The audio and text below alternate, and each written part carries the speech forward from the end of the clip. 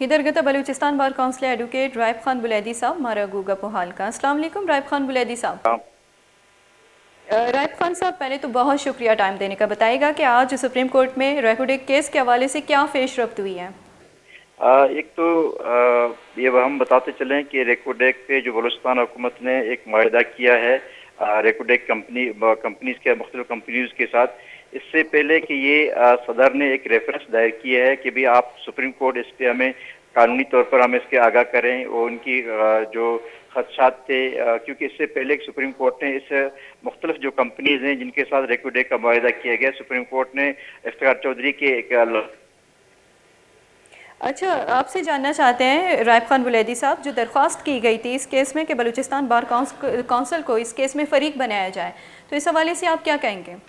ये Balochistan bar council ने एक दरख्वास्त दी है कि हम, क्योंकि इसका रेकोडेक का ताल्लुक बलूचिस्तान से है, इसका बलूचिस्तान के मादनियात के साथ है, बलूचिस्तान की रेकोडेक चागी की सरजमीन पे ये रेकोडेक है, तो हमें बलूचिस्तान बार कौंसिल को आप फरीक बने, बलूचिस्तान बार कौंसिल को सुने। तो चीफ जस्टिस पाकिस्तान ने हमारे दरख्वास्त को मंजूर करते हुए हमें इस पर फरीक बनने के लिए कहा गया है।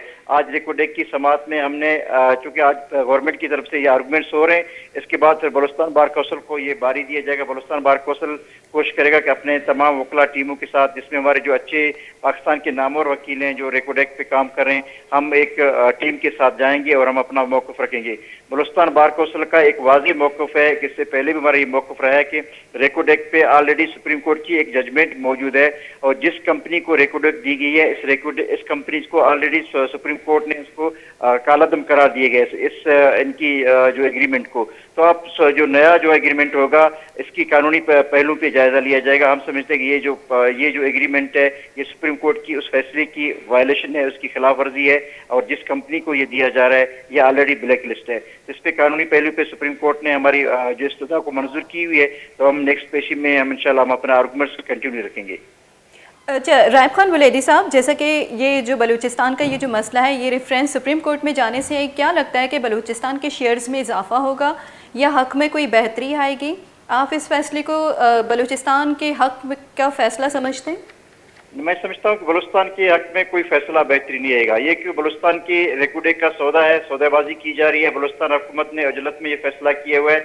इस रेकोडेक पे 3 वज़ीर आला पहले जो कि सबकदोश हो चुके हैं, नवाब रहसानी की हुकूमत को, नवाब रहसानी की जब निकाला गया तो उसका भी ये था कि मुझे रेकोडेक के फैसले पे मजबूर किया जा रहा था कि आप इस पे सिग्नेचर करें।